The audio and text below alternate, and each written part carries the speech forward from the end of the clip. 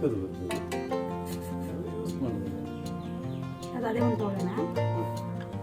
ಇದು ಉಪ್ಪು ಮಾಡ್ಬೋದು ಹಂಚು ರೊಟ್ಟಿ ಸಣ್ಣಕ್ಕಿರಲ್ಲ. ಎರಡು ಸೈಡ್ ಮಾಡೋದು ಗ್ಯಾಸ್. ಏನು ಗೊತ್ತಾ, ತಗೊಬಿಟ್ಟಿದ್ದೀನಿ. ಈಗ ಯಾಕೋ ಗೊತ್ತಿಲ್ಲ, ನಾವು ಕೊಟ್ಟಿದ್ದು ಜಾಸ್ತಿ ಆಯ್ತಾ. ನಾವು ಏನು ಗೊತ್ತಾ, ಮಂಗ ಒಂದೊಂದ್ಸಲ ಹಿಂಗೇನೆ. ನಾನು ಅವ್ರೇನಾದ್ರೂ ಒಂಚೂರು ಮಾತಾಡಿದ್ರ ಬಾಯಿ ಕಳ್ಕೊಂಡು ಅವ್ರನ್ನೇ ಮಾತಾಡೋದನ್ನೇ ಕೇಳ್ತಾ ಮಂಗನ ಕುತ್ಕೊಂಡಿರ್ತೀನಿ.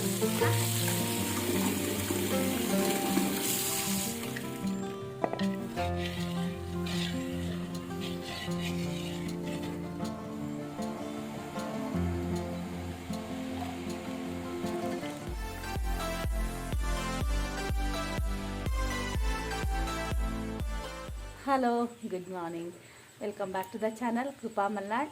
ನಾನು ಕೃಪಾ. ಏನೋ ಸಿಂಬಾ ಈಗ ಜಸ್ಟ್ ಹೋದರು. ಅವ್ರನ್ನ ಕಳ್ಸೋಕ್ಕಂತ ಗೇಟ್ ತೆಗ್ದಿದ್ದಲ್ಲ, ಗೇಟ್ ತೆಗೆದು ಓಡೋಗಿದ್ದ. ಆಮೇಲೆ ಅವರೇ ಜೋರು ಮಾಡಿದ್ರು. ಏನೋ ಮಾಡ್ತಾನೆ ಅಂದರೆ ಒಂದೊಂದ್ಸಲ ಅವ್ರ ಕಾರಿಂದ ಹೋಗ್ಬಿಡ್ತಾನೆ. ಆಮೇಲೆ ಅವ್ರು ಹೋಗಿ ಅಲ್ಲೆಲ್ಲೋ ಕರ್ಕೊಂಡು ವಾಪಸ್ ಬಂದು ಬಿಟ್ಟು ಹೋಗ್ತಾರೆ. ಅದಕ್ಕೆ ಅವ್ರು ಜೋರು ಮಾಡ್ತಿದ್ದಾರೆ. ಈಗ ಸ್ವಲ್ಪ ಜೋರು ಮಾಡಿದ್ರೆ ಅವ್ರಿಗೆ ಹೆದರ್ತಾ ಇದ್ದಾನೆ. ಹೋಗೋ ಒಳಗೆ ಅಂದರೆ ಸುಮ್ಮನೆ ಹೋದ. ನಾನು ಇದೆ ಪೈಪೆಲ್ಲ ತಗೊಂಡೋಗಿದ್ದೆ ಹೊಡೆಯೋಕ್ಕೆ, ಹೊಡೆದು ಕರ್ಕೊಬರೋಣ ಅಂತೇಳಿ. ನನ್ನ ಮಾತೇನೂ ಕೇಳಲಿಲ್ಲ. ಅವ್ರ ಡ್ಯಾಡಿ ಮಾತ್ರ ಚೆನ್ನಾಗಿ ಕೇಳಿದ್ನಪ್ಪ. ಇಲ್ಲೊಂದು ಉಗುಣ ಥರ ಅನಿಸ್ತಾ ಇದೆ ನನಗೆ. ಅದು ನಿನ್ನೆಯಿಂದ ನೋಡ್ತಾ ಇದ್ದೀನಿ. ಆದರೆ ಅಲ್ಲ, ಅದು ಚರ್ಮನೇ ಒಂದು ಬಂದಿದೆ. ಆದರೆ ನಂಗೆ ಅದು ಉಗುಣ ಅನ್ನೋ ಥರ ಅನ್ನಿಸ್ತಾ ಇದೆ. ಯಾಕೆ ಅಂತ ನನಗೆ ಗೊತ್ತಿಲ್ಲ. ಅವನು ಇದು ಮಾಡ್ತಾನೆ ತೆಗೆಸ್ಕೊಳ್ಳೋಕ್ಕೆ. ಉಗುಣ ಅಲ್ಲ, ಶಾಂಪೂನು ಖಾಲಿಯಾಗಿದೆ. ಒಂದು ಸ್ನಾನನೂ ಮಾಡಿಸ್ದೆ, ಒಂದು ವಾರ ಆಯಿತು. ನೋಡ್ಬೇಕು, ನಾಳೆಗಿಳೇನಾದ್ರು ಸ್ನಾನ ಮಾಡಿಸ್ಬೇಕು. ಇವತ್ತು ಆದರೆ ಮಾಡಿಸ್ತೀನಿ, ಕೆಲಸ ಎಲ್ಲ ಬೇಗ ಆದರೆ. ಇಲ್ಲಾಂದರೆ ನಾಳೆ ಮಾಡಿಸ್ತೀನಿ ಮಧ್ಯಾಹ್ನದ ಮೇಲೆ. ಅದೇ ಸೇಮ್ ಉಗುಳೋ ಥರ ಅನ್ನಿಸ್ತಾ ಇದೆ ನನಗೆ. ನೆನ್ನೆಯಿಂದನೇ ತೆಗಿಯೋಕ್ಕೆ ಟ್ರೈ ಮಾಡ್ತಾ ಇದ್ದೀನಿ, ಆದರೆ ಅದು ಬರ್ತಾ ಇಲ್ಲ ಅಲ್ವಾ ಅಂತ. ಹ್ಞೂನಮ್ಮ,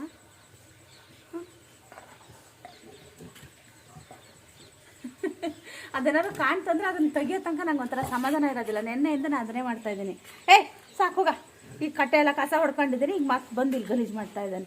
ಇವತ್ತು ಏನು, ನಿನ್ನೆ ರಾತ್ರಿ ಮೊಸರನ್ನ ಮಾಡೋಣ ಅಂತ ಅನ್ನ ಮಾಡಿದ್ದೆ. ಮಧ್ಯಾಹ್ನದ ಅನ್ನ ಒಂಚೂರು ಇಷ್ಟಿತ್ತು ಅಂತ ಹೇಳಿ. ಆಮೇಲೆ ರಾತ್ರಿ ಇವರು ಯಾಕೋ ನಂಗೆ ಹೊಟ್ಟೆನೇ ಒಂಥರ ಸರಿ ಇಲ್ಲ, ಒಂಥರ ಉಬ್ಬಿಸ್ದಂಗೆ ಆಗಿದೆ ಅಂತ ಹೇಳಿ ಊಟ ಮಾಡಲೇ ಇಲ್ಲ. ಆಮೇಲೆ ನಾನು ಒಬ್ಬಳೆ ಅಂತ ಊಟ ಮಾಡೋದಂತೆ ರಾಗಿ ಗಂಜಿ ಕುಡಿದು ಸುಮ್ಮನೆ ನಾನು ಮಲಗಿದೆ. ಅನ್ನಕ್ಕೆ ಯಾರೂ ಕೈನೂ ಹಾಕಿಲ್ಲ, ಹಾಗೆ ಇದೆ ಅನ್ನ. ಅದೇ ಜೋಳದ ರೊಟ್ಟಿ ಮಾಡೋಣ ಅಂತ ಅಂದ್ಕೊಂಡಿದ್ದೆ. ಆಮೇಲೆ ಈಗ ಜೋಳದ ರೊಟ್ಟಿ ಮಾಡಿ ಸಿಂಬಾ ಇದು ಹೀರೆಕಾಯಿ ಪಲ್ಯ ಮಾಡೋಣ ಅಂತ ಅಂದ್ಕೊಂಡಿದ್ದೆ. ಹೀರೆಕಾಯಿ ತಂದಿದ್ದು ಕೊಳತೋಗೋ ಥರ ಆಗಿದೆ ಒಂದು ಸ್ವಲ್ಪ. ಮಳೆಗಾಲದಲ್ಲೂ ತರಕಾರಿ ತಂದರೆ ಹಾಗೇನೆ, ಹೊರಗಿಟ್ರೆ ಕೊಳತೆ ಹೋಗ್ಬಿಡುತ್ತೆ. ಫ್ರಿಜ್ಜಲ್ಲಿಟ್ಟರೆ ಇರುತ್ತೆ, ಹೊರಗಿಟ್ರೆ ಆ ನೀರು ಹೊಡೆದು ನೀರು ಬಿದ್ದು ಹಾಳಾಗುತ್ತಲ್ಲ, ಹಾಗಾಗಿ ಅಲ್ಲ ಅದು. ಎಷ್ಟು ನೋಡಿದ್ರು ನನಗೆ ಅದು ಉಗುಳ ಥರ ಅನ್ನಿಸ್ತಾ ಇದೆ, ಆದರೆ ಅಲ್ಲ ಅದು ಪಾಪ ಚರ್ಮ. ಅದೇ ಇವತ್ತು ಹೀರೆಕಾಯಿ ಪಲ್ಯ ಮಾಡಿ ಅಕ್ಕಿ ರೊಟ್ಟಿನೇ ಮಾಡ್ತೀನಿ. ಜೋಳದ ರೊಟ್ಟಿ ತಿಂದು ತುಂಬ ದಿನ ಆಗಿತ್ತು. ಜೋಳದ ರೊಟ್ಟಿ ಮಾಡೋಣ ಅಂದ್ಕೊಂಡಿದ್ದೆ. ಮತ್ತು ಅನ್ನ ಇದೆಯಲ್ಲ, ಮತ್ತು ಅದನ್ನೇನು ಮಾಡೋದು ಅಂತ ಹೇಳಿ ಅತ್ಲಾಗೆ ಸುಮಾರಿದೆ. ಇವನ ಅನ್ನ ಬೇರೆ ಇದೆ, ನಮ್ಮ ಅನ್ನನೇ ಸುಮಾರಿದೆ. ಮಧ್ಯಾಹ್ನಕ್ಕೆ ಅದರೆಲ್ಲ ಬಿಸಿ ಮಾಡಿದ್ರೆ ಊಟ ಮಾಡೋಕ್ಕೂ ಇಷ್ಟ ಆಗೋದಿಲ್ಲ. ಹಾಗಾಗಿ ರೊಟ್ಟಿ ಮಾಡಿ, ಅಕ್ಕಿ ರೊಟ್ಟಿನೇ ಮಾಡಿ ಹೀರೆಕಾಯಿ ಪಲ್ಯ ಮಾಡ್ತೀನಿ. ಮಧ್ಯಾಹ್ನದ ಸ್ವಲ್ಪ ಅನ್ನ ಇದೆ. ರಾತ್ರಿ ಮಾಡಿರೋ ಅನ್ನ ಅಂತೂ ಯಾರೂ ಮುಟ್ಲೇ ಇಲ್ಲ. ಯಾರಾದರೂ ಊಟ ಬೇಡ ಅಂದರೆ ನನಗೂ ಒಂಥರ ಊಟ ಸೇರದೇ ಇರೋ ರೀತಿ ಆಯಿತು. ಹಾಗಾಗಿ ಊಟ ಮಾಡಲೇ ಇಲ್ಲ. ಈಗ ಅದೇ ಅನ್ನದಲ್ಲೇ ಈಗ ರೊಟ್ಟಿನ ಮಾಡ್ತೀನಿ. ಹೀರೆಕಾಯಿ ಪಲ್ಯ ಮಾಡೋಣ ಅಂತ ಇದ್ದೆಲ್ಲ, ಏನಾಯಿತು ಅನ್ನೋದನ್ನು ನೋಡಿ. ಈಗ ಹೀರೆಕಾಯಿ ತಂದಿದ್ರಲ್ಲ, ಒಂದು ಹೀರೆಕಾಯಿ ಪೂರ್ತಿ ಹಾಳಾಗ್ಬಿಟ್ಟಿತ್ತು. ಬಿಳಿ ಆಗಿತ್ತು. ನಾನು ಚೆನ್ನಾಗಿರುತ್ತೆ ಆ ಕಡೆ ಮಾತ್ರ ತೆಗೆದು ಚೆನ್ನಾಗಿರುತ್ತೆ ಅಂದ್ಕೊಂಡೆ. ನೋಡಿದ್ರೆ ಪೂರ್ತಿ ಹಾಳಾಗ್ಬಿಟ್ಟಿದೆ. ವಿಡಿಯೋ ಆನ್ ಆಗಿದೆ ಅಂದ್ಕೊಂಡಿದ್ದೀನಿ, ವಿಡಿಯೋನೇ ಆನ್ ಆಗಿಲ್ಲ. ತೋರಿಸಿದ್ದೀನಿ, ಎಲ್ಲ ಆಗಿದೆ. ಯೂಟ್ಯೂಬರ್ ಕತೆ ಹಿಂಗೇನೆ, ಒಂದೊಂದ್ಸಲ ರೆಕಾರ್ಡೇ ಆಗಿರಲ್ಲ. ನಾವೇನೋ ಒಂದು ಇಂಪಾರ್ಟೆಂಟ್ ಮಾಡ್ಕೊಂಡಿರ್ತೀವಿ ನೋಡಿ. ಇದು ನನಗೆ ಹೊಸದಾಗಂತೂ ಮಾಡೋಕ್ಕೆ ಬರಲ್ವಾ. ಮುರಿದಿರೋದು ಎಲ್ಲದನ್ನೂ ತೋರಿಸಿದ್ದೀನಿ, ವಿಡಿಯೋ ಆನೇ ಆಗಿಲ್ಲ. ಇದೆ ಇಷ್ಟು ಉಳಿದಿದೆ. ಅದರಲ್ಲಿ ಇದೊಂದು ಇದೆ, ಆದರೆ ಇದು ಚೆನ್ನಾಗಿದೆ. ಬಲ್ತಂಗಿದೆಯಾ ನೋಡ್ತಾ ಇದ್ದೀನಿ. ಚೆನ್ನಾಗಿಲ್ಲ ಹೀರೆಕಾಯಿ. ಅಯ್ಯೋ ದೇವ, ನಮ್ಮ ಮನೇಲಿ ಗೊತ್ತಾಗಲ್ಲ. ಅದೇ ಬಲ್ತು ಹೋಗಿದೆ ಹೀರೆಕಾಯಿ. ಅಯ್ಯೋ ದೇವೆ, ಏನ ಅಂದರೆ ಬಲ್ತಿದೆ ಅಂದರೆ ಬೀಜ ಬಲ್ತಿದೆ.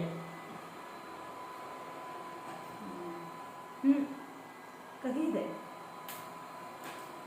ಬರಲ್ಲ ಹೀರೆಕಾಯಿ. ನಾನು ಅದಕ್ಕೆ ಯಾವಾಗಲೂ ಹೇಳೋದು, ಹೀರೆಕಾಯಿ ತಿಂದು ನೋಡಿ ಪಲ್ಯ ಮಾಡಿ ಅಂತ. ಯಾವತ್ತೂ ಹಿಂಗಾಗಿದೆ, ಇವತ್ತೇ ಫಸ್ಟ್ ಟೈಮ್ ಹಿಂಗಾಗಿದೆ ನೋಡಿ. ಬಲ್ತಂಗಾಗಿದೆ, ಅದಕ್ಕೆ ಬೀಜ ಬಲ್ಬಿಟ್ಟಿದೆ. ಸುಮ್ಮನೆ ಕಹಿ ಇದೆ.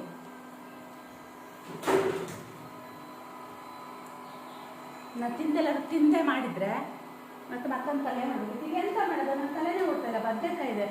ಬದನೆಕಾಯಿ ಪಲ್ಯ ಮಾಡಿಬಿಡ್ತೀನಿ. ಹೀರೆಕಾಯಿ ಪಲ್ಯ ಮಾಡೋಣ ಅಂತ ಅಂದ್ಕೊಂಡೆ ಅಲ್ಲ, ಅದು ಕ್ಯಾನ್ಸಲ್ ಆಗಿ ಈಗ ಬದನೆಕಾಯಿ ಪಲ್ಯಕ್ಕೆ ಬಂತು.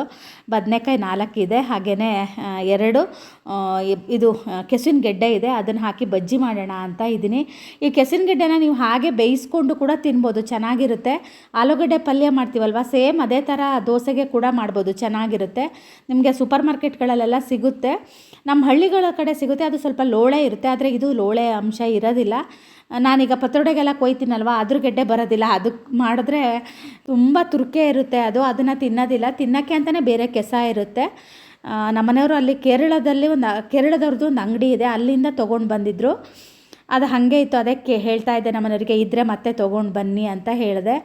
ನೋಡೋಣ ಆದರೆ ತರ್ತೀನಿ ಅಂತ ಹೇಳಿದ್ರು. ಇಲ್ಲಿ ಉಕ್ಕುರ್ಕಿ ಕೂಡ ಆಗಿತ್ತು. ಈಗ ಕೆಸಿನ ಗೆಡ್ಡೆನ ಅದೇ ಪಾತ್ರೆಯಲ್ಲೇ ಬೇಯೋದಕ್ಕೆ ಹಾಕ್ತೀನಿ. ಹಾಗೆಯೇ ಕೆನೆ ಮಾಡಿ ಇಟ್ಟಿದ್ದೆ ಅಲ್ಲ, 1 ವಾರ ಆಗಿತ್ತು.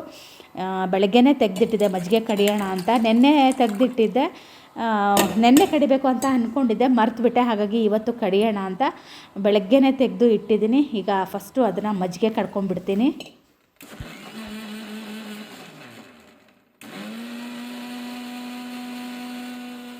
ಒಂದು ವಾರಕ್ಕೆ ನನಗೆ ಇಷ್ಟು ಬೆಣ್ಣೆ ಬರುತ್ತೆ. ನಾನು ಊರಿಂದ ತಂದಿರೋ ಬೆಣ್ಣೆ ಮಾತ್ರ ದೋಸೆಗೆ ತಿನ್ನೋದಕ್ಕೆ ಯೂಸ್ ಮಾಡ್ತೀವಿ. ನನಗೆ ಈ ಬೆಣ್ಣೆ ಅಷ್ಟು ಇಷ್ಟ ಆಗೋದಿಲ್ಲ. ಇದನ್ನು ನಾನು ಅಡುಗೆ ಮಾಡ್ತೀನಲ್ವ, ಅದಕ್ಕೆ ಹಾಕ್ತೀನಿ. ಇಲ್ಲ ಅಂದರೆ ತುಪ್ಪನ ಕಾಯಿಸಿ ಇದನ್ನು ಖಾಲಿ ಮಾಡಿ ಬಿಡ್ತೀನಿ. ಇವತ್ತು ಶ್ರೇಯುಗೆ ಫೇವ್ರೆಟ್ ಆ ಥರ ಪಲ್ಯ ಮಾಡೋಣ ಅಂತ ಇದ್ದೀನಿ. ಟೊಮೆಟೊ ಮತ್ತು ಈರುಳ್ಳಿನ, ಕೊತ್ತಂಬರಿ ಸೊಪ್ಪು, ಕರಿಬೇವು ಹಾಗೆ ಬೆಳ್ಳುಳ್ಳಿ ಹಾಕಿ ತರಿಯಾಗಿ ರುಬ್ಬಿ ಮಾಡೋ ಅಂಥದ್ದಿದು.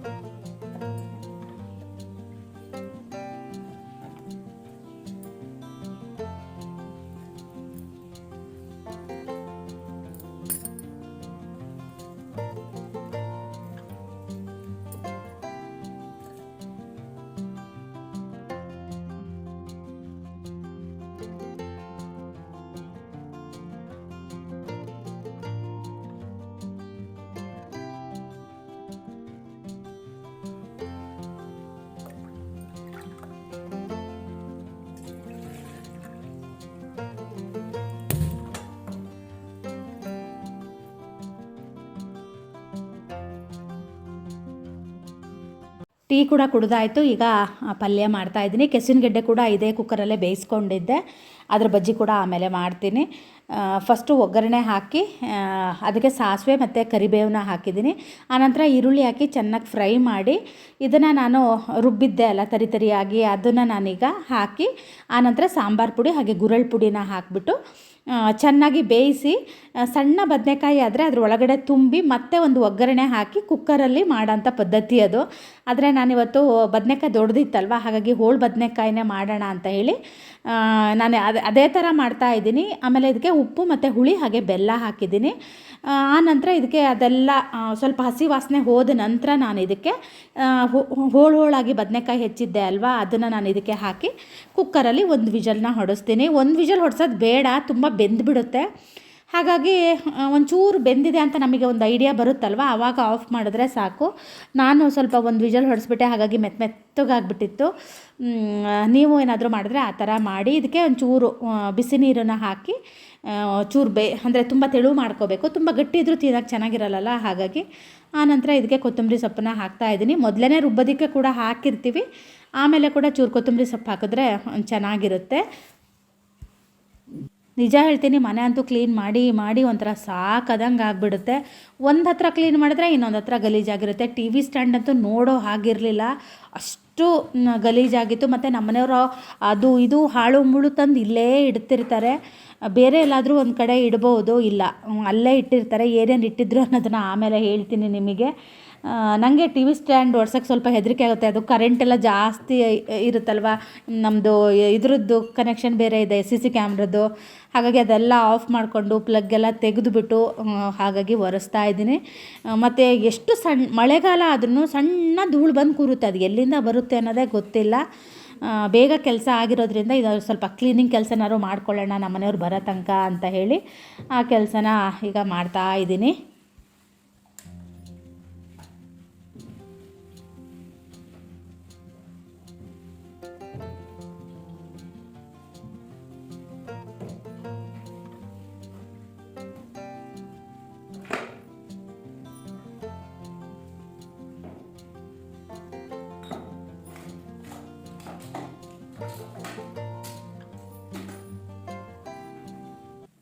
ನಾನು ದಿನ ಸಂಜೆ ವಾಷಿಂಗ್ ಮಿಷಿನ್ಗೆ ಬಟ್ಟೆ ಹಾಕ್ತೀನಿ. ನೆನ್ನೆ ನಮ್ಮನೆಯವ್ರು ಸಂಜೆ ಬಂದು ಸ್ನಾನ ಮಾಡಿದ್ರು, ವಾಷಿಂಗ್ ಮಿಷಿನಿಗೆ ಬಟ್ಟೆ ಹಾಕೋಣ ಅಂತ ಅಂದ್ಕೊಂಡೆ, ಮರ್ತುಬಿಟ್ಟೆ.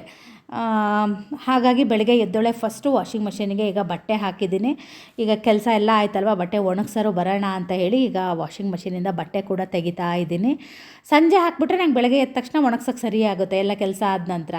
ಇವತ್ತು ಕೂಡ ಅಷ್ಟೇ, ಕೆಲಸ ಆಗ್ತಿದ್ದಂಗೆ ವಾಶ್ ಆಯಿತು. ನನಗೆ ಬಟ್ಟೆ ನೋಡಿದಾಗ ಅನ್ನಿಸ್ತಾ ಇತ್ತು ಇಷ್ಟೆಲ್ಲ ಬಟ್ಟೆ ನಾನು ಹೇಗಪ್ಪ ಕೈಯಲ್ಲಿ ವಾಶ್ ಮಾಡ್ತಾ ಇದ್ದೆ ಅಂತ. ಟೈಮ್ ಎಷ್ಟು ಗೊತ್ತಾ? 9 ಗಂಟೆ. ನಮ್ಮ ಮನೆಯವರು ಬರೋಷ್ಟಿಗೆ ನಮ್ಮ ಮನೆಯೆಲ್ಲ ಕ್ಲೀನ್ ಮಾಡಿದ್ದೆ. ಎಂತ ಗೊತ್ತಾ, ಎಲ್ಲಿ ಬೇಕಲ್ಲಿ ಏನು ಬೇಕೋ ಅಲ್ಲಿ ಇಟ್ಟಿದ್ದಾರೆ. ನನ್ನ ಇದಿರಲಿದೆ ಗೊತ್ತಾ, ಎಂಥದ್ದು ಕಾರ್ಡ್ ಇರುತ್ತಲ್ಲ, ಎಂಥ ಕಾರ್ಡು, ಪಾನ್ ಕಾರ್ಡು TV ಪಕ್ಕ ಇದೆ. ಆಮೇಲೆ ಇಲ್ಲ, ನಾನು ಅಲ್ಲೇ ಇಟ್ಟಿದ್ದೆ, ಅಲ್ಲೆಲ್ಲರೂ ಕುತ್ಕೊಳ್ಳೋದು, ಫೋನ್ ಮಾಡೋದು, ಅದನ್ನ ಹುಡುಕಿ ಫೋಟೋ ಹಾಕು ಅಂತ ಹೇಳಿ. ನೋಡ್ರಿ ಅಲ್ಲಿ ಶ್ರೇಯುದು ಫೀಸ್ ಕಟ್ಟಿದ್ದು ಯಾವ ವರ್ಷದ್ದೇನ, ನಾನು ಒಂದು 2-3 ವರ್ಷದಿಂದ ಫೀಸ್ ಕಟ್ಟಕ್ಕೆ ಹೋಗ್ತಿರಲಿಲ್ಲ, ಇವ್ರನ್ನೇ ಕಳಿಸ್ತಾ ಇದ್ದೆ. ನಾನು ಇದ್ರೊಳಗೆ ಇಟ್ಟಿದ್ದೀನಿ ನೋಡ್ರಿ, ಕ್ಯಾಂಡಲ್ ಒಳಗೆ, TV ಕೆಳಗಡೆ ಇತ್ತು, ಕ್ಲೀನ್ ಮಾಡ್ತಾ ಸಿಕ್ತು ನನಗೆ. ಆಮೇಲೆ ನನ್ನ ಹತ್ರ ಚಿನ್ನಿ ಹತ್ರ ಜಗಳ, ಅಲ್ಲೇ ಇಟ್ಟಿದ್ದೆ, ನಿಮಗೆ ಹುಡುಕಿದ್ರೆ ಸಿಗೋದಿಲ್ಲ, 108 ಬೈತಾರೆ. ಇಲ್ಲಿ ಕೆಳಗೆ ಇಟ್ಕೊಂಡಿದ್ದಾರೆ, ಅದು ಯಾವಾಗ ಇಟ್ಟಿದಾರ ಗೊತ್ತೇ ಇಲ್ಲ. ಮತ್ತೆ ನಮಗೆ ಬೈತೀರ ಆಮೇಲೆ. ಇದ್ರದ್ದು ಅವತ್ತಂದಿದ್ರಲ್ಲ ರೀ ಕೆಸಿನಗಡ್ಡೆ, ಅದ್ರದ್ದು ಬಜ್ಜಿ ಮಾಡೋಣ ಅಂತ ಎಲ್ಲ ರೆಡಿ ಮಾಡಿದೆ. ಆಮೇಲೆ ಸ್ವಲ್ಪ ಯಾಕೋ ಮನೆ ಕ್ಲೀನ್ ಮಾಡೋಣ ಅಂತ ಅನಿಸ್ತು. ಎಷ್ಟು ಬಲೆ ಅಂದರೆ ಅಲ್ಲ ರೀ, ನಿಜವಾಗ್ಲೂ ಯಾಕಷ್ಟು ಬಲೆ ಕಟ್ಟುತ್ತೋ ಏನೋ ಗೊತ್ತಿಲ್ಲ. ಆ TV ಸ್ಟ್ಯಾಂಡ್ ನಿನ್ನೆಯಿಂದ ಹೇಳ್ತಾ ಇದ್ದೆ, ಒರ್ಸೋಣ ಅಂತ. ಎಲ್ಲ ಆಫ್ ಮಾಡ್ಕೊಂಡು ಒರ್ಸಿದೆ. ಆಮೇಲೆ ಯಾಕೋ ಕರೆಂಟು ಅಷ್ಟೇ ಪದೇ ಬಂದು ಹೋಗ್ತಾರೆ. ಕಾಣಿಸಿಡ್ಲಾ? ಕೊಟ್ಟ ನಿಮಿಷ ಸಾಕದಂಗೆ ಆಯ್ತು ಒಂಥರ. ಅದೇ Our hearts beat to the city streets. We began to feel the fire. We rise like tall buildings as the chemicals they take us higher. ನಾವು ತಿಂಡಿ ತಿಂತಾ ಇದ್ವಿ, ಅಷ್ಟೊತ್ತಿಗೆ ಈ ಗಡಿಗೆ ಮಾರೋರು ಬಂದರು. ನಾವು ತಿಂಡಿನ ಅರ್ಧಕ್ಕೆ ಬಿಟ್ಟು ಇವ್ರನ್ನ ಕರೆದ್ವಿ. ಏನೇನಿದೆ ಅನ್ನೋದನ್ನು ನಿಮಗೂ ಕೂಡ ತೋರಿಸ್ತೀನಿ. ಕೇರಳ, ಇದು ಕೇರಳ ಅಂದರೆ ಪಾಲಕ್ಕಾಡ್. ಹೋಗಿ ಬಂದಿದ್ದೀರಾ? ಅದು ಶೋರೂಮ್ ಆಯಿತು, ಇದು ಶೋ ಐಟಮ್, ಶೋರೂಮ್ ಐಟಮ್. ಅದು ಅಲ್ಲಿ ಬೆಂಗಳೂರು ಹೋಗೋದು, ಅದು ಇಲ್ಲಿ ಬಂದಿದೆ. ಇದು ನಂದು ಈ ಟೈಪ್ ಇದೆ, ಅಂದರೆ ಗಟ್ಟಿ ಬರ್ತದೆ. ಎಷ್ಟು ಬಿಸಿ ಮಾಡಿದರೆ ಅಷ್ಟು ಬೇಗ ಭಾಗ ಆಗಿ ಹೋಗೋದಿಲ್ಲ, ಒಳ್ಳೆಯದು ಬಾಳಿಕೆ ಬರ್ತದೆ. ಗ್ಯಾಸ್ ಮೇಲೆ ಇಡಕ್ಕೆ ಬರುತ್ತಾ ಅಷ್ಟೇ. ಅದೇನು ಇದು ಲೋಟ? ಬೇಡ, ಲೋಟ ಬೇಡ. ಎಂತ ತೊಗೊಳ್ಳೋಣ? ಇದು ತಗೊಳ್ಳೋಣ, ಬಾಣಲಿಲಿ ತಗೋ, ಅನ್ನ ಮಾಡಕ್ಕೆ ತಗೋ, ಸಾಕು. ಅನ್ನ ಮಾಡಕ್ಕೆ ಎಂತ ಇದೆ? ಇದೆಲ್ಲ ಅನ್ನ ಮಾಡೋದು, ಅಲ್ಲಿ ಕೆಳಗಿದೆ. ಇದೆಲ್ಲ ಅನ್ನ ಮಾಡ್ಬೋದು, ತರಕಾರಿ ಏನು ಬೇಕೋ ಮಾಡ್ಬೋದು. ಅದು ನೀರು ಹಾಕಿ ಇಡೋದು. ನೀರು ಬಿಸಿ ಮಾಡಿ ಇಟ್ಟಿದ್ದಾರೆ, ಬಿಸಿ ಇರ್ತದೆ. ತಣ್ಣೀರು ಇಟ್ಟಿದ್ದಾರೆ, ತಣ್ಣೀರು ಈಗ ಒಳ್ಳೆಯದು. ಬಿಸಿ ನೀರು ಇಟ್ಟಿದ್ದಾರೆ ಮಿನಿಮಮ್ ಒಂದು 4 ಗಂಟೆ ಬಿಸಿ ಇರ್ತದೆ, ಸಪ್ಪೆ ಆಗೋದಿಲ್ಲ. ಎಣ್ಣೆ ಹಾಕಿ ಒಗ್ಗರಣೆ ಏನು ಬೇಗ ಕೊಡ್ಬೋದು, ಏನು ಪ್ರಾಬ್ಲಮ್ ಇಲ್ಲ. ಈ ಥರದ್ದೊಂದು ತೊಗೊಳ್ಳೋಣ, ಅದು ಬೇಡ, ಸಣ್ಣದಲ್ವಾ? ಅದು ಚೆನ್ನಾಗಿದೆ, ಅಷ್ಟು ಸಾಕು. ನಾವು ಎಷ್ಟು ಚೆನ್ನಾಗಿದೆ ಪಲ್ಯಕ್ಕ. ಮೇನ್ ವಿಷಯ ನಿಮ್ದು ಏನು ಗೊತ್ತಾ, ಮಣ್ಣಿನ ಪಾತ್ರದಲ್ಲಿ ನೀವು ಯಾವ್ದು ಯೂಸ್ ಮಾಡಿದ್ದೀರಾ ಅದೇ ಯೂಸ್ ಮಾಡಬೇಕು. ವಿಷಯ ಅದು ಚಿಕ್ಕದು ಬರ್ತದೆ. ಮೇನ್ ಸ್ಟೀಲ್, ಅಲ್ಯೂಮಿನಿಯಂ ಬಿಡಬೇಕು. ಸ್ಟೀಲ್, ನಾನ್ ಸ್ಟಿಕ್ ಎಲ್ಲ ವೇಸ್ಟ್. ಸ್ಪೆಷಲಿ ಅಲ್ಯೂಮಿನಿಯಂ ಅಲ್ಲೊಂದಿದೆಯಲ್ಲ ಬಾಣಲಿ ಥರದ್ದು, ಅದೇನಾ ಈ ಥರ. ಕೆಲವರು ಲೋಟ ಇದು ಚಿಕ್ಕ ನಮ್ಮದು ಶೋಕೇಸಲ್ಲಿ ಚಿಕ್ಕ ಚಿಕ್ಕ ಕೆಲವರು ಯೂಸ್ ಮಾಡಿದ್ದಾರೆ. ಅದೇ ಒಂದು ತೊಗೊಳ್ಳೋಣ. ಇದು ರೊಟ್ಟಿ ಮಾಡೋದು. ಹಂಚು ರೊಟ್ಟಿ ಸಣ್ಣಕ್ಕಿರಲ್ಲ. 2 ಸೈಡ್ ಮಾಡ್ಬೋದು ಗ್ಯಾಸಲ್ಲಿ. ಗ್ಯಾಸಲ್ಲಿ ಊಟ ಮಾಡ್ಬೋದು. ಕೆಲವರು ಈ ಸೈಡ್ ಮಾಡಿದ್ದಾರೆ.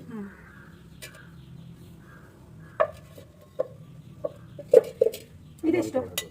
ಅದು 380 ಇದೆ, ಅದು 350 ಇದೆ, ಇದು 170. ಇದಂದರೆ ದೊಡ್ಡದಂದರೆ 450 ಇದೆ. ಇದು ಮಡಿಕೆ ದೊಡ್ಡದು 480. ಇದು ನಾವು ಇಲ್ಲಿ ಈ ರೇಟ್. ನೀವು ಕೊಪ್ಪದಲ್ಲಿ ಬಂದರೆ ಕೊಪ್ಪ ಉಡುಪಿ ಅದೆಲ್ಲ 450 ರೂಪಾಯಿ. ಅದೆಲ್ಲ ಹಾಗೆ ಅಲ್ಲಿ ತುಂಬ ವರ್ಷ ಆಗಿದೆ. ಅದು ಒಂದು ಥರ ಫಿಕ್ಸ್ ರೇಟಲ್ಲಿ ಹೋಗಿದೆ. ಈ ಕಡೆ ಬರುವಾಗ ಜಾಸ್ತಿ ನಾವು ಬರಲಿಲ್ಲ. ಕೆಲವರು ಇಲ್ಲಿ ಲೋಕಲ್ ಮಡಿಕೆ ಸಿಗ್ತದೆ, ಇಲ್ಲಿ ರೇಟ್ ನೋಡಿದ್ರಾ? ಹಾಂ, ನಾನು ಇಳಿಸೋಕ್ಕಾಗಲಿಲ್ಲ ನನಗೆ ಆಗಲೇ. ಸರಿ. ನಮ್ಮಲ್ಲೆಲ್ಲ ಮುಂಚೆ ಗಾಡೀಲಿ ಬರೋರು ಅಲ್ಲ, ಬಾನಿ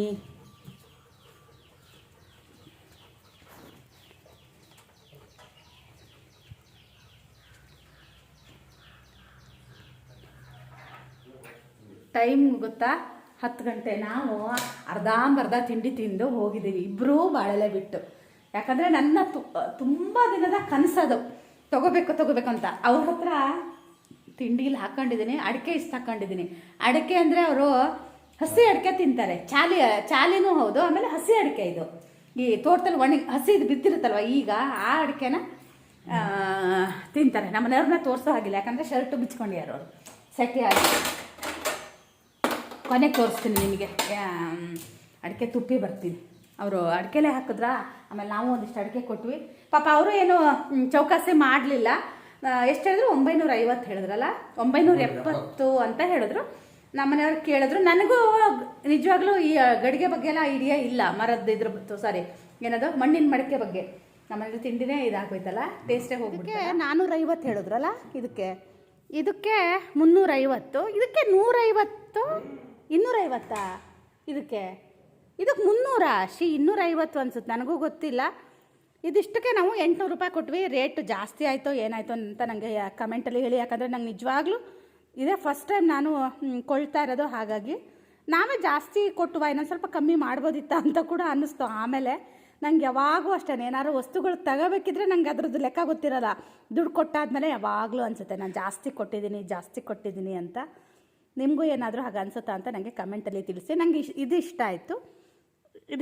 ಅವ್ರು ಈ ಥರದ್ದೇ ಇನ್ನೊಂದು ಕೊಟ್ಟಿದ್ರು, ಸಾಂಬಾರೆಲ್ಲ ಮಾಡೋಕ್ಕೆ ಚೆನ್ನಾಗಾಗುತ್ತೆ, ಗುಂಡಿ ಇರೋಂಥ ತೊಗೊಳ್ಳಿ ಅಂತ. ನಾನು ಬೇಡ ಅಂತ ಅಂದೆ. ನಮ್ಮನೆಯವರು ಬೇಡ ಅಂದರು. ತೊಗೊಂಡು ನೋಡು, ಚೆನ್ನಾಗಿ ಬಂದರೆ ಆಮೇಲೆ ಬೇಕಾದರೆ ಅಲ್ಲಿ ತೊಗೊಳ್ಳೋಣ ಅಂದರು. ಆಮೇಲೆ ಸಿಗೋದಿಲ್ಲ ಅವರು, ನೋಡೋಣ ಮತ್ತೆಲ್ಲಾದರೂ ಹೀಗೆ ಬಂದರೆ ಮನೆ ಹತ್ರ. ಏನು ಗೊತ್ತಾ, ತಗೊಬಿಟ್ಟಿದ್ದೀನಿ. ಈಗ ಯಾಕೋ ಗೊತ್ತಿಲ್ಲ, ನಾವು ಕೊಟ್ಟಿದ್ದು ಜಾಸ್ತಿ ಆಯಿತಾ. ನಾವು ಏನು ಗೊತ್ತಾ, ಮಂಗ ಒಂದೊಂದು ಸಲ ಹಿಂಗೇನೆ. ನಾನು ಅವ್ರೇನಾದರೂ ಒಂಚೂರು ಮಾತಾಡಿದ್ರೆ ಬಾಯಿ ಕಳ್ಕೊಂಡು ಅವ್ರನ್ನೇ ಮಾತಾಡೋದನ್ನೇ ಕೇಳ್ತಾ ಮಂಗನಾಗ ಕುತ್ಕೊಂಡಿರ್ತೀನಿ. ನಾನು ಲೆಕ್ಕಾಚಾರನೂ ಮಾಡಲಿಲ್ಲ, ಎಷ್ಟೆಷ್ಟು ಹಾಕಿದ್ರಿ ಅಂತಲೂ ನಾನು ಕೇಳಲಿಲ್ಲ. ಒಂದೊಂದ್ಸಲ ಏನೋ ತುಂಬ ಬಾರ್ಗೇನ್ ಮಾಡೋಕ್ಕೆ ಹೋಗ್ತೀನಿ, ಮಂಗ ಮಾಡ್ಕೊಬರ್ತೀನಿ. ಈ ಸಲ ಏನೂ ಮಾಡಲೂ ಇಲ್ಲ. ಅವ್ರು ಏನು ಹೇಳಿದ್ರು ಏನೋ ಗೊತ್ತಿಲ್ಲ, ಒಟ್ಟು ಹಾಗೆ ನಮ್ಮನೆಯವರು ಕೊಟ್ಟರು. ನಾನು ಸುಮ್ಮನೆ ಆದೆ. ಅವ್ರ ಹತ್ರ ಅವ್ರು ಏನೋ ತುಂಬ ಮಾತಾಡ್ತಾ ಇದ್ರಾ, ಹಾಗಾಗಿ ಅವ್ರ ಹತ್ರ ಮಾತಾಡೋದನ್ನ ಬಾಯಿ ಕಳ್ಕೊಂಡು ಮಂಗನಾಗ ನೋಡ್ತಾ ನಿಂತ್ಕೊಂಡಿದ್ದೆ. ಏನೋ 800 ರೂಪಾಯಿ ಕೊಟ್ಟಿದ್ದು ಹೆಚ್ಚಾಯಿತೋ ಏನೋ ನಂಗೆ ಗೊತ್ತಿಲ್ಲ. ನಾನು ಅದೇ ಅಂದ್ಕೊಂಡೆ, ಅವ್ರು ಏನೂ ಹೇಳಲಿಲ್ಲಲ್ಲ ಅಂತ. ನಾವು ಕೊಟ್ಟಿದ್ದೆ ಜಾಸ್ತಿ ಆಯಿತಾ ಅಂತಲೂ ಅಂದ್ಕೊಂಡೆ, ಗೊತ್ತಿಲ್ಲ. ಇದೊಂದು ಇಷ್ಟ ಆಯಿತು ನನಗೆ. ಆದರೆ ಇದು ತಗೊಂಡಿದ್ದೀನಿ. ಇದರ ಒಗ್ಗರಣೆ ಪಲ್ಯ ಮಾಡೋಕ್ಕೆ ಬರುತ್ತೆ. ಅವ್ರು ಅನ್ನ ಮಾಡೋಕ್ಕೆ ಒಂದು ಗಡಿಗೆ ಕೊಟ್ಟರು, ತೊಗೊಳ್ಳಿ ಅಂತೇಳಿ. ಮತ್ತು ಏನಂದ್ರು ಅಂದರೆ, ಈಗ ಇದರಲ್ಲಿ ನೀವು ನಾನ್ ವೆಜ್ ತಿನ್ನೋರಾದರೆ ಫಿಶ್ ಹೆಚ್ಚಾಗಿ ಇದರಲ್ಲೇ ಮಾಡ್ತಾರಂತಂದರೆ ಮಣ್ಣಿನ ಪಾತ್ರೆಯಲ್ಲೇ ಮಾಡೋದಂತೆ. ಮತ್ತು ತುಂಬ ವೆಯ್ಟ್ ಇದೆ ಗೊತ್ತಾ, ಇದಕ್ಕಿಂತನೂ ಇದು ಎಷ್ಟು ವೆಯ್ಟ್ ಇದೆ. ಫಿಶ್ ಮಾಡಿದ್ರೆ ಅದರಲ್ಲಿ ತರಕಾರಿ ಮಾಡಬಾರ್ದಂತೆ, ತರಕಾರಿ ಮಾಡಿದ್ರೆ ಫಿಶ್ ಮಾಡಬಾರ್ದಂತೆ. ಅವಾಗ ಟೇಸ್ಟು ಒಂಥರ ಅನಿಸುತ್ತಂತೆ. ಫಿಶ್ ಮಾಡ್ತೀನಿ ಅಂದರೆ ಇದು ಫಿಶ್ಶಿಗೆ ಇಡಬೇಕಂತೆ, ತರಕಾರಿ ಮಾಡ್ತೀನಿ ಅಂದರೆ ತರಕಾರಿಗೆ ಇಡಬೇಕಂತೆ. ನಂಗೆ ಇದು ಇಷ್ಟ ಆಯಿತು. ಸಣ್ಣಕ್ಕೆ ಒಗ್ಗರಣೆ ಪಲ್ಯ ಆ ಥರದ್ದೇನಾದರೂ ಮಾಡೋದಕ್ಕಾಗುತ್ತೆ ಅಂತ ಹೇಳಿ. ಮತ್ತು ತುಂಬ ದೊಡ್ಡ ಉರಿ ಮಾಡಿ ತುಂಬ ಹೊತ್ತು ಇಟ್ಟು ಹೋಗಬೇಡಿ, ಸಣ್ಣ ಉರಿ ಮಾಡಿ ಚೆನ್ನಾಗಾಗುತ್ತೆ ಅಂತ ಹೇಳಿದ್ರು. ಇದರಲ್ಲಿ ಎಂತ ಮಾಡೋದು ಅಂತ ನಂಗೆ ಅರ್ಥ ಆಗಿಲ್ಲ. ನಾನು ಇದನ್ನೇ ಫಸ್ಟ್ ತಗೊಂಡಿದ್ದು ಮಂಗ. ನಾನು ಎಂಥದೇನ ನಂಗೆ ಅದೊಂದು ಇದೊಂದು ಸಾಕಿತ್ತು, ಇದು ಬ್ಯಾಡಿತ್ತು. ಇದನ್ನು ಇನ್ನೊಂದು ಕೂಡ ಕೊಟ್ಟಿದ್ರು. ನಮ್ಮನೆಯವ್ರು ಬೇಡ ಅಂದರು. ಅದು ಫೋನ್ ಬೇರೆ ಬಂತು. ನೋಡೋಣ ಇದರಲ್ಲಿ ಏನು ಮಾಡ್ತೀನಿ ಅಂತ. ಇದು ಒಗ್ಗರಣೆ ಪಲ್ಯ ಎಲ್ಲ ಮಾಡ್ಬೋದು, ಉಪ್ಪಿಟ್ಟೆಲ್ಲ ಮಾಡ್ಬೋದಾ ಅಂತ, ಸಾಂಬಾರು ಮಾಡ್ಬೋದು ಅಂತ ಹೇಳಿದ್ರು ಅವರು. ರೊಟ್ಟಿ ಹಂಚಿ ತೊಗೊಳ್ಳಿ ಅಂದರು. ಬೇಡಪ್ಪ ಸುಮ್ಮನೆ ಎಂತಕ್ಕೆಲ್ಲ ತಗೊಳ್ಳೋದು, ನೋಡೋಣ. ಇದೇ ಈಗ ಇಡೀ ದಿನ ತಲೆಗೆ ಹುಳ ಬಿಟ್ಕೊಂತೀನಿ, ಜಾಸ್ತಿ ಆಯಿತಾ ಅಂತ ಹೇಳಿ. ಅಕ್ಕಿ ತೊಳೆದು ಇದರಲ್ಲಿ ನೀರಲ್ಲಿ ನೆನೆಸ್ತೀನಿ, ನೋಡೋಣ. ನಮ್ಮಲ್ಲಿ ಹೆಂಗಿದ್ರು ಬಸ್ತಿರೋ ಗಂಜಿ ಇರಲ್ಲ ಹಾಗಾಗಿ ನಾನು ಏನಾದ್ರು ಮಾತಾಡಬೇಕು ಅಂದಾಗ ಈ ಥರ ಫೋನ್ಗಳು. ಆ ಪಾತ್ರೆಗಳನ್ನ ತಗೊಬಿಟ್ಟಿದ್ದೀನಿ. ನಂಗೆ ಆಮೇಲೆ ಕೊಟ್ಟಿದ್ದು ರೇಟ್ ಜಾಸ್ತಿ ಆಯಿತು ಅಂತ ಅನ್ನಿಸ್ತು. ನಮ್ಮನೆಯವ್ರು ಅಂದರು ಏನೂ ಆಗಲ್ಲ, ಅದ್ರ ಬಗ್ಗೆ ಯೋಚನೆ ಮಾಡಬೇಡ ಅಂದರು. ಒಂದು 3-4 ದಿನ ನಮ್ಮನೆಯವ್ರು ತಲೆ ತಿಂದೆ, ಜಾಸ್ತಿ ಆಯಿತಾ ನಿಮ್ಗೇನಾದರೂ ಬೇಜಾರಾಯ್ತಾ ಅಂತ. ಅವ್ರಿಗೆ ಬೇಜಾರಾಯ್ತಾ ಇಲ್ಲ ಗೊತ್ತಿಲ್ಲ, ನಾನು ಕೇಳಿನೇ ಅವರಿಗೆ ಬೇಜಾರು ಮಾಡಿಬಿಟ್ಟೆ. ಹಾಗಾಗಿ ನಾನು ಏನೂ ತೊಗೊಳಕ್ಕೆ ಹೋಗಲ್ಲ ಎಕ್ಸ್ಟ್ರಾ. ಏನಾದ್ರು ತಗೊಂಡ್ರೆ ಹಿಂಗೇನೆ, ನಂಗೆ ಅದ್ರ ಬೆಲೆ ಅದ್ರದ್ದು ಏನು ಗೊತ್ತಿಲ್ಲಲ್ಲ, ಹಾಗಾಗಿ ಸ್ವಲ್ಪ ಕನ್ಫ್ಯೂಷನ್ ಆಯಿತು. ನಿಮಗೆ ಯಾರಿಗಾದರೂ ಗೊತ್ತಿದ್ದರೆ ಕಮೆಂಟಲ್ಲಿ ಹೇಳಿ, ದಯವಿಟ್ಟು ಯಾರು ಜಾಸ್ತಿ ಆಗಿದೆ ಅಂತ ಮಾತ್ರ ಹೇಳಬೇಡಿ. ಹಂಗೆ ಹೇಳಿದರೆ ನಂಗೆ ಇನ್ನೂ 1 ವಾರ ನಿದ್ದೆ ಬರೋದಿಲ್ಲ. ಹಾಗಾಗಿ ಆಲ್ರೆಡಿ ನಾನೀಗ ಡಿಪ್ರೆಷನ್ ಎಲ್ಲ ಇದ್ದೀನಿ, ಇನ್ನೂ ಡಿಪ್ರೆಷನ್ ಹೆಚ್ಚಾಗೋ ಥರ ಮಾಡಬೇಡಿ. ಹಾಗೆಯೇ ಮಣ್ಣಿನ ಪಾತ್ರೆಗಳಂತೂ ತೊಗೊಂಡಾಯ್ತಲ್ವಾ, ಅದನ್ನು ಹೇಗೆ ಪಳಗಿಸೋದು, ಅದಕ್ಕೆ 3 ದಿನದ ಪ್ರೊಸೆಸ್ ಇರುತ್ತೆ. ಅದನ್ನು ಕೂಡ ಈ ವಿಡಿಯೋದಲ್ಲೇ ನಿಮ್ಮ ಜೊತೆ ಶೇರ್ ಮಾಡ್ತೀನಿ. ಹಾಗೆಯೇ ಮಧ್ಯಾಹ್ನಕ್ಕೆ ಅಡುಗೆ ಮಾಡ್ತಾ ಇದ್ದೀನಿ. ಇದು ನಮ್ಮನೇಲೆ ಬಿಟ್ಟಿರೋ ಬೀನ್ಸಲ್ಲಿ ಸಾಂಬಾರು ಮಾಡ್ತೀನಿ. ಹಾಗೆ ಕಳಲೆದು ಮೊಸರುಗಾಯಿನ ಕೂಡ ಮಾಡೋಣ ಅಂತ ಅಂದ್ಕೊಂಡಿದ್ದೀನಿ. ನಾನು ಯೂಟ್ಯೂಬಲ್ಲಿ ತುಂಬ ವೀಡಿಯೋಗಳನ್ನ ನೋಡ್ತಾ ಇದ್ದೆ. ಆವಾಗ ತುಂಬ ಜನ ಮಣ್ಣಿನ ಪಾತ್ರೆಗಳು ಯೂಸ್ ಮಾಡೋದ್ರ ಬಗ್ಗೆ ಹೇಳ್ತಾಯಿದ್ರು, ಮತ್ತು ಅದನ್ನು ಹೇಗೆ ಪಳಗಿಸ್ಬೇಕು ಅನ್ನೋದನ್ನು ಕೂಡ ಹೇಳ್ತಾಯಿದ್ರು. ಮತ್ತು ಇವ್ರ ಹತ್ರನೂ ಕೂಡ ಕೇಳಿದೆ ನಾನು. ಏನೂ ಇಲ್ಲ, ಅನ್ನ ಬಸ್ತಿರೋ ಗಂಜಿ ಇರುತ್ತಲ್ವ, ಅದರಲ್ಲಿ ಒಂದು 3-4 ದಿನ ನೆನೆಸಿಟ್ಟು ಆಮೇಲೆ ಸ್ವಲ್ಪ ಎಣ್ಣೆ ಹಚ್ಚಿ ಸಣ್ಣ ಉರಿಲೇ ನೀವು ಅಡುಗೆಗಳನ್ನ ಮಾಡಬೇಕಾಗುತ್ತೆ, ದೊಡ್ಡ ಉರಿಲಿ ಮಾಡಬೇಡಿ ಅಂತ ಹೇಳಿದ್ರು. ಆಮೇಲೆ ನೀವೇನಾದರೂ ಈಗ ಉರಿ ದೊಡ್ಡ ಮಾಡಿ ಫೋನಲ್ಲಿ ಮಾತಾಡ್ತಾ ಇರ್ತೀರಾ, ಅದು ಸ್ವಲ್ಪ ಜಾಸ್ತಿ ಕಾದಿರುತ್ತೆ, ತಕ್ಷಣ ನೀವೇನಾದರೂ ಅದಕ್ಕೆ ಹಾಕಿದಾಗ ನಿಮಗೆ ಅದು ಹೊಡೆದೋಗೋ ಚಾನ್ಸಸ್ ಇರುತ್ತಂತೆ. ಹಾಗಾಗಿ ಸ್ವಲ್ಪ ಅದೆಲ್ಲ ಹುಷಾರಾಗಿರಿ ಅಂತ ಅವರು ಕೂಡ ಹೇಳಿದ್ರು. 1 ದಿನ ನಾವು ನೀರಲ್ಲಿ ನೆನೆಸಿಡ್ಬೇಕಂತೆ, ಆಮೇಲೆ ಅನ್ನ ಬಸ್ತಿರೋ ಗಂಜಿ ಇರುತ್ತೆ ಗೊತ್ತಾ, ಅದರಲ್ಲಿ ಹಾಕಿಡಿ ಅಂತ ಹೇಳಿದ್ರು. ನೆಕ್ಸ್ಟ್ ನೀವು ಅಡುಗೆ ಮಾಡ್ಬೋದು ಅಂತ ಹೇಳಿದ್ರು. ಆದರೆ ನಾನು ತುಂಬ ವೀಡಿಯೋಗಳನ್ನ ನೋಡಿದೆ, ಆವಾಗ ನನಗೆ ಗೊತ್ತಾಗಿದ್ದು ಹಾಗೆ ಅಂದರೆ ಅವ್ರು ಹೇಳಿದ್ದು ಹೌದು, ಇನ್ನೂ ಒಂದು ಮಾಡಬೇಕು ಅಂತ ಅನ್ನಿಸ್ತು. 1 ದಿನ ಪೂರ್ತಿ ನಾವು ಈ ಥರ ಬಕೆಟಲ್ಲಿ ನೀರಲ್ಲಿ ನೆನೆಸ್ಬೇಕು. ನೀರಲ್ಲಿ ನೆನೆಸಿದಾಗ ಅದು ನೀರನ್ನು ಪೂರ್ತಿ ಕುಡಿಯುತ್ತೆ. ನಿಮಗೆ ನೀರಿಗೆ ಹಾಕಿದ ತಕ್ಷಣ ಗುಳ್ಳೆ ಬರುತ್ತೆ. ಅಂದರೆ ಮಣ್ಣಿನ ಪಾತ್ರೆ ಆದ್ದರಿಂದ ನೀರನ್ನು ಪೂರ್ತಿ ಹೀರ್ಕೊಳ್ಳುತ್ತೆ ಅದು. ಹಾಗಾಗಿ ನಾನು 1 ದಿನ ಪೂರ್ತಿ ಹಾಗೇ ಬಿಟ್ಟೆ. ಆನಂತರ ಅದಕ್ಕೆ ಏನು ಮಾಡಿದೆ ಅನ್ನೋದನ್ನು ಕೂಡ ನಾನು ನಿಮಗೆ ತೋರಿಸ್ತೀನಿ. ಮತ್ತು ಮಣ್ಣಿನ ಪಾತ್ರೆಯಲ್ಲಿ ಅಡುಗೆ ಮಾಡಿದ್ರೆ ತುಂಬ ಆರೋಗ್ಯಕ್ಕೆ ಒಳ್ಳೆಯದು ಅಂತ ಹೇಳ್ತಾರೆ. ಅದಕ್ಕಿಂತ ಹೆಚ್ಚು ಏನಪ್ಪ ಅಂದರೆ ನಮಗೆ ಸಮಾಧಾನ ಇರುತ್ತೆ. ಯಾಕಂದರೆ ಈಗ ಬೇರೆ ಪಾತ್ರೆಗಳನ್ನ ದಡ ಮಾಡ್ತೀವಿ, ಈ ಪಾತ್ರೆಗಳನ್ನ ಹಾಗೆ ಮಾಡೋದಕ್ಕೆ ಬರೋದಿಲ್ಲ. ಹಾಗೆಯೇ ಇದು 1 ದಿನ ಪೂರ್ತಿ ನೀರಲ್ಲಿ ನಾನು ನೆನೆಸಿಟ್ಟಿದ್ದೆ. ಆಮೇಲೆ ಇದನ್ನು ನಾನು ತೆಗಿತೀನಿ. ನೋಡ್ಬೋದು ನೀರಲ್ಲಿ ಗುಳ್ಳೆ ಬರ್ತಾ ಇದೆ ನೋಡಿ, ಮಣ್ಣಿನ ಪಾತ್ರೆ ನೀರನ್ನು ಕುಡಿತಾ ಇದೆ ಅಂತ ಅರ್ಥ. 1 ದಿನ ಆದ ನಂತರ ನೀರಿಂದ ತೆಗೆದ ನಂತರ ಚೂರು ಹಾಗೆಯೇ ಬಿಸಿಲಿಗೆ ಇಟ್ಟಿದ್ದೆ. ಆನಂತರ ನಾನು ಇದಕ್ಕೆ ಎಣ್ಣೆನ ಹಚ್ತಾ ಇದ್ದೀನಿ. ಅಡುಗೆ ಎಣ್ಣೆ ಇರುತ್ತಲ್ವ, ಅದನ್ನೇ ಹಚ್ತಾ ಇದ್ದೀನಿ. ಹಚ್ಚಿ ಇದನ್ನು ಕೂಡ 1 ದಿನ ಇಡೀ ದಿನ ಬಿಸಿಲಲ್ಲಿ ನಾವು ಇಡಬೇಕಾಗುತ್ತೆ. ಎಣ್ಣೆ ಅಂಶ ಕುಡಿದ್ರೆ ನಿಮಗೆ ನೆಕ್ಸ್ಟು ನೀವು ಏನಾದರೂ ಅಡುಗೆ ಮಾಡಿದಾಗ ಎಣ್ಣೆನ ಕುಡಿಯೋದಿಲ್ಲ ಅಂತೆ. ನೀರಲ್ಲಿ ಇಡೋದ್ರಿಂದನೂ ಅಷ್ಟೇ. ಮತ್ತು ಏನಂದ್ರು ಗೊತ್ತಾ ಅವರು, ನೀರಿನ ಪ್ರಮಾಣ ಸ್ವಲ್ಪ ಜಾಸ್ತಿ ಹಾಕಬೇಕಂತೆ. ಈಗ ನಾವು 1 ಲೋಟ ಮಾಡಿದಾಗ 2 ಲೋಟ ನೀರು ಇಡ್ತೀವಲ್ವ, ಮಣ್ಣಿನ ಪಾತ್ರೆ ಆದ್ದರಿಂದ ನೀರಿನ ಅಂಶ ಜಾಸ್ತಿ ಇಡಬೇಕಂತೆ. 1 ಲೋಟ ಇಟ್ಟಾಗ 4 ಲೋಟ ನೀರು ಆ ಥರ ಹಾಕಬೇಕು ಅಂತ ನಂಗೆ ಅವರೇ ಮಡಿಕೆ ಮಾಡೋರು ಹೇಳಿದ್ರು. ಅವರು ಕೇರಳದವರೇ ಅಲ್ವಾ, ಅವರು ಆ ಕಡೆ ಎಲ್ಲರೂ ಇದನ್ನು ಯೂಸ್ ಮಾಡ್ತಾರಂತೆ. ಅವ್ರು ಹೇಳಿದ್ದನ್ನು ನಾನು ನಿಮಗೆ ಹೇಳ್ತಾ ಇದ್ದೀನಿ. ನನಗೂ ಅಷ್ಟೆಲ್ಲ ಐಡಿಯಾ ಇಲ್ಲ. ಏನಾದರೂ ತಪ್ಪ ಹೇಳಿದರೆ ಕಮೆಂಟಲ್ಲಿ ಹೇಳಿ, ಈ ಥರ ಮಾಡಬೇಕಿತ್ತು ಕೃಪಾ ಅಂತ ಹೇಳಿದ್ರೆ ನನಗೂ ಗೊತ್ತಾಗುತ್ತೆ. ಯಾಕಂದರೆ ನನಗೆ ಇದು ಪೂರ್ತಿ ಹೊಸದು. ನಾನು ಯೂಟ್ಯೂಬ್ ನೋಡಿನೇ ಇದನ್ನು ಕೂಡ ತೊಗೊಂಡಿದ್ದೀನಿ. ಇದು ವರ್ತಲ್ವೋ ಅನ್ನೋದು ಕೂಡ ನನಗೆ ಗೊತ್ತಿಲ್ಲ. ಅಟ್ಲೀಸ್ಟ್ ಮಡಿಕೆ ಮಾಡೋರಿಗಾರು ಪಾಪ ಅದು ದುಡ್ಡು ಹೋಯ್ತಲ್ವ, ಅದೊಂದು ಖುಷಿ ಇದೆ. ಅವರು ಸ್ವಂತ ಮಾಡ್ತೀನಿ ಅಂತ ಹೇಳಿದ್ರು. ಪಾಪ ಅವ್ರು ಬುಟ್ಟಿಲಿ ಹೊತ್ಕೊಬಂದಿದ್ದು ನೋಡಿ ನಮ್ಮ ಮನೆಯವ್ರು ಅಂದರು, ನಂಗೆ ಯಾಕೋ ಅವ್ರ ಹತ್ರ ಬಾರ್ಗೇನ್ ಮಾಡಬೇಕು ಅಂತ ಅನ್ನಿಸ್ಲಿಲ್ಲ ಅಂದರು. ನಮ್ಮ ಮನೆಯವ್ರ ದೊಡ್ಡ ಗುಣ ಅದು. ಅವ್ರು ಯಾವಾಗಲೂ ಹಾಗೇ ಸ್ವಲ್ಪ ಅಯ್ಯೋ ಅನ್ನೋದು ಜಾಸ್ತಿ. ಹಾಗೆಯೇ ನನ್ನ ಹತ್ರ ಅಕ್ಕಿ ಅಂದರೆ ಅನ್ನ ನಾವೇನು ಬಸಿಯಲ್ಲ, ಅದಕ್ಕೆ ನಾನು ಯೂಟ್ಯೂಬಲ್ಲೇ ನೋಡಿದ್ದೆ ಇದನ್ನು. ನಾನು ನೀರನ್ನು ಕುದಿಯೋದಕ್ಕೆ ಇಟ್ಟೆ ಫಸ್ಟು. ಆನಂತರ ಅಕ್ಕಿ ಹಿಟ್ಟಿರುತ್ತೆ ಗೊತ್ತಾ, ಅದನ್ನು ಕರಡ್ಬಿಟ್ಟು ಈ ಥರ ಹಾಕಿ ಸಣ್ಣ ಉರಿಲೇನೆ ಕುದಿಸಿದೆ. ಒಂದು ಇದರಲ್ಲಿ ಒಳ್ಳೆ ಗುಣ ಏನಂದರೆ, ನೀವು ಏನಾದರೂ ಸ್ಟವ್ ಆಫ್ ಮಾಡಿದ್ರೂ ಅದು 5 ಇಲ್ಲ 10 ನಿಮಿಷದ ತನಕ ಕುದೀತಾನೇ ಇತ್ತು. ಅಂದರೆ ಆ ಪಾತ್ರೆ ಅಷ್ಟು ಬಿಸಿ ಇರುತ್ತೆ. ಆದರೆ ನಾನು ಒಂದು ಕೇಳಿದೆ ಅಂದರೆ, ಇದರಲ್ಲಿ ಉರಿ ಜಾಸ್ತಿ ಬೇಕಂತಂದರೆ ಗ್ಯಾಸು ತುಂಬ ಖರ್ಚಾಗುತ್ತೆ ಅಂತ ಹೇಳಿದ್ರು. ನಾವೇನು ರೆಗ್ಯುಲರಾಗಿ ಏನು ಮಾಡೋದಿಲ್ಲಲ್ಲ, ಯಾವಾಗಾದರೂ ಒಂದೊಂದು ದಿನ ನನಗೆ ಖುಷಿಗೆ ಮಾಡೋದ್ರಿಂದ ಪರವಾಗಿಲ್ಲ. ಒಲೆಯಲ್ಲಿ ಆದರೆ ಇನ್ನೂ ಚೆನ್ನಾಗಿರುತ್ತೆ, ಅಂದರೆ ಯಾವುದೇ ರೀತಿ ಹಾಳುಗೀಳಾಗೋದಿಲ್ಲ. ಇದು ಗ್ಯಾಸ್ ಸ್ವಲ್ಪ ಉರಿ ಜಾಸ್ತಿ ಅಲ್ವಾ, ಹಾಗಾಗಿ ಸ್ವಲ್ಪ ಹೆದರಿಕೆ ಆಗ್ತಾಯಿತ್ತು ನನಗೂ. ಫಸ್ಟ್ ಟೈಮ್ ಒಲೆ ಮೇಲೆ ಇಟ್ಟಾಗ ಒಂಥರ ಭಯ ಅನ್ನಿಸ್ತಾಯಿತ್ತು, ಎಲ್ಲಿ ಪಟ್ಟು ಅಂದ್ಬಿಡುತ್ತೋ ಅಂತ ಹೆದರಿಕೆ ಆಗ್ತಾಯಿತ್ತು. ಯಾರಾದರೂ ಮಣ್ಣಿಂದು ಈ ಥರ ಮಡಿಕೆಗಳನ್ನ ಯೂಸ್ ಮಾಡ್ತಾ ಇದ್ದೀರಾ ಅಂತ ನನಗೆ ಕಮೆಂಟಲ್ಲಿ ತಿಳಿಸಿ.